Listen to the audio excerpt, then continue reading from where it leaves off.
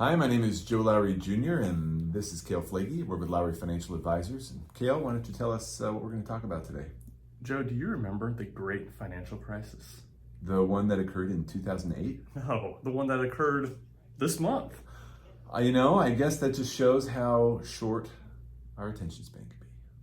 Well, if you turn on the media, during this, the Silicon Valley bank collapse, we were peppered with negative headlines. That was the second largest bank failure in the history of the United States. There were fears of contagion, that this would spread everywhere. And I guess it kind of did. There was a bank run at First Republic Bank.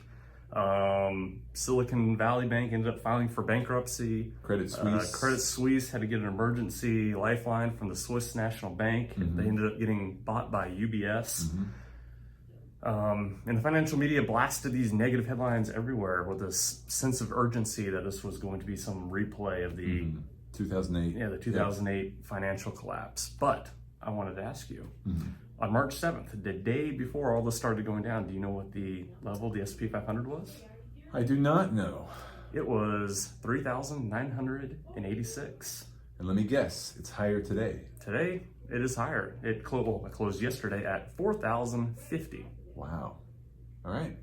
So if somebody had looked at all that bank news and decided that we were headed towards some kind of a bank death spiral, they might have pulled their money out of the market.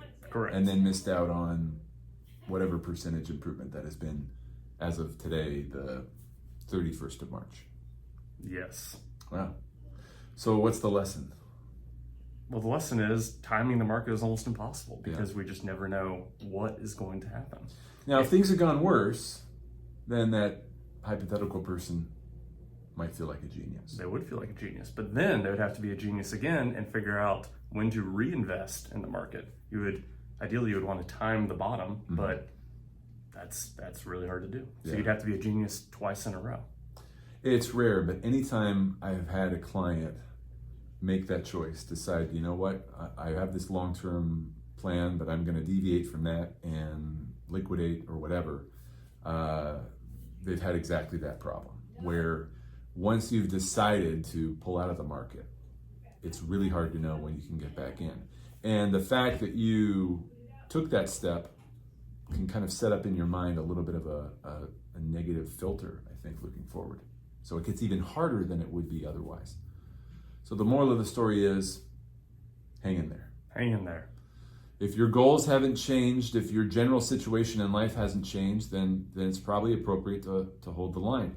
Now, if you were the CEO of Silicon Valley Bank, then maybe you should do something different. Well, he did. He sold his shares before all the news came out. Yeah. And what a jerk. Yeah. That more to come on that, I'm sure. So anyway, great thoughts, Cale. Thanks for bringing that up. I think it's an important thing for us to remember. We're not in the business of timing.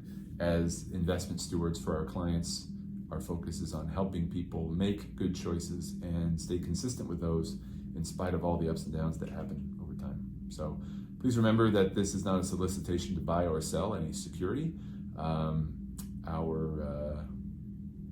advice is to always consult with your investment, tax, or other professional for advice as needed before making any important financial decisions.